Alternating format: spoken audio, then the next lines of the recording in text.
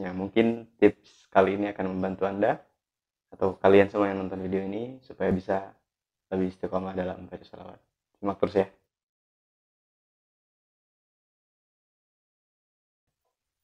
Nah, video kali ini akan ngebahas tips gimana caranya supaya kita semua ini bisa lebih istiqomah dalam baca sholawat.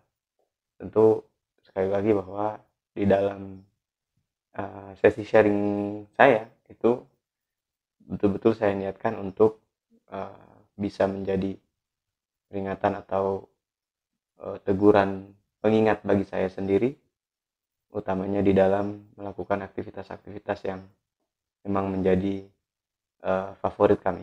Jadi mudah-mudahan termasuk orang yang gemar membaca sholawat, walaupun kita tahu bahwa siapalah saya yang sampai saat ini pun mungkin terus akan belajar bagaimana caranya meningkatkan itu. Oke, kita langsung masuk ke tips yang pertama. Yang pertama itu mesti kita sebagai orang awam, dalam tanda kutip, bahwa kita masih dalam hati kita masih banyak dosanya, banyak suudzonnya, banyak kesalahannya. Maka kita perlu yang namanya pengingat. Salah satu pengingatnya apa? Salah satu pengingatnya adalah tasbih, gitu. Jadi pertama teman-teman siapin aja tasbih.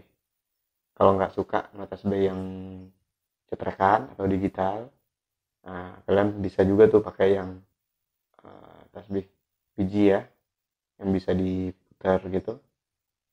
Ya, bisa dihitung, silahkan dihitung ininya, jumlahnya, kemudian diistiqomahkan. Nah, tasbih ini kalau begitu punya dua fungsi ya.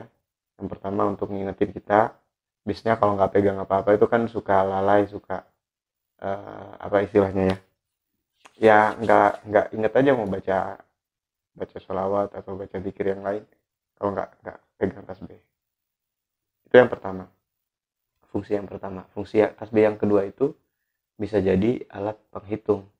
Ada memang amalan-amalan yang kita punya guru ini, beliau mengajarkan kita untuk saklek pada angka.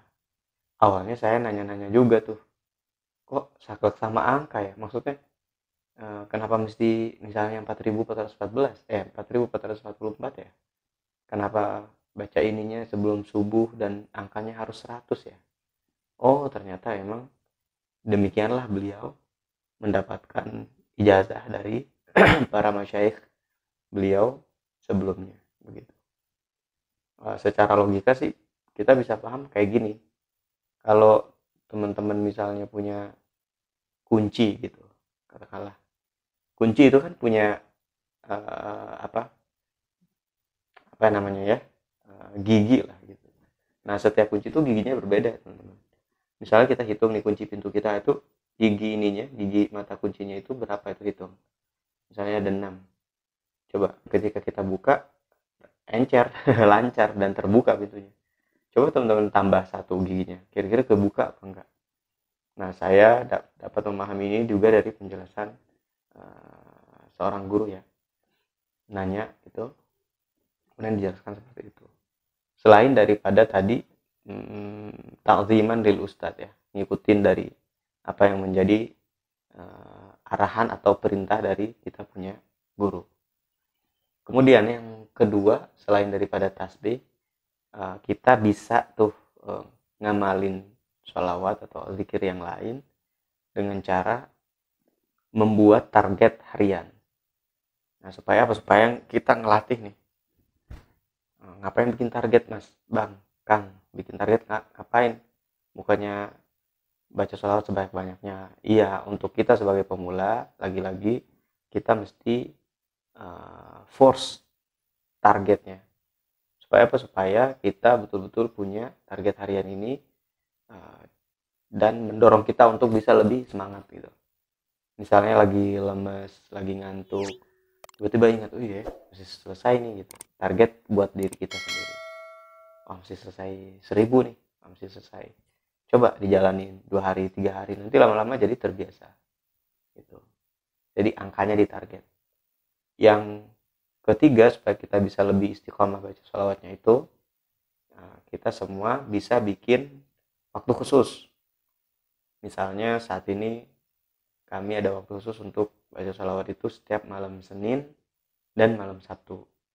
Malam Seninnya ini kalau ba'dal isya, pas ba'dal isya gitu, itu selain bulan Ramadan ya, selama setiap 1 minggu sekali itu kita punya satu kegiatan tahadutsan biniyamah. Ya, kita tetangga-tetangga itu ngumpul sekian puluh orang, nggak sampai 20 sih, 10 sampai 12 orang. Itu biasanya kita duduk bareng-bareng baca sholawat. Sholawatnya yang dibaca sholawat kamilah ya, sholawat naria, itu kita ambil target 4444. Nah, ini tempatnya pindah-pindah, mungkin nanti kita bisa share ya ke teman-teman semua. Tadi apa, masalah waktu. Cari waktu yang khusus, yang sekiranya kita bisa lebih leluasa gitu. Kalau buat teman-teman yang udah berkeluarga kayak saya gitu, biasanya saya bilang, habis Jumat misalnya ba'dal maghrib itu saya baca ini dulu ya, jangan diganggu dulu sebentar gitu. Tadi targetin juga angkanya, misalnya target 1000, target 500, 444 misalnya. Nah, terusnya kalau bisa hari Jumat baca maulid sih ya, hari Jumat baca maulid. Kalau bisa, kalau nggak bisa ya cari sesempat waktunya teman-teman semua gitu. Lalu berikutnya gedein rojanya, pengharapannya gedein. Misalnya kita niat aja sama kita bilang aja sama diri sendiri bahwa keinginan kita dan hajat kita ini kan banyak ya. Nah, ini sholawat ini bisa jadi solusi teman-teman. Ya, seperti yang saya share di video ini, coba dilihat mungkin saya tampilkan di sana ya, di atas nih, dicek. Itu saya bercerita tentang bagaimana di saat saya waktu SMP dulu itu udah merasakan betul nikmatnya bersolawat sama Nabi ya, dengan garansi atas keterkabulan doa kita.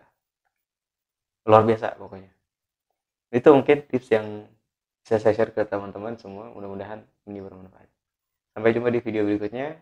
Buat teman-teman yang baru bergabung atau menemukan video ini, silakan dicek di channel saya banyak sharing tentang self improvement, motivasi. Bye. Assalamualaikum warahmatullahi wabarakatuh.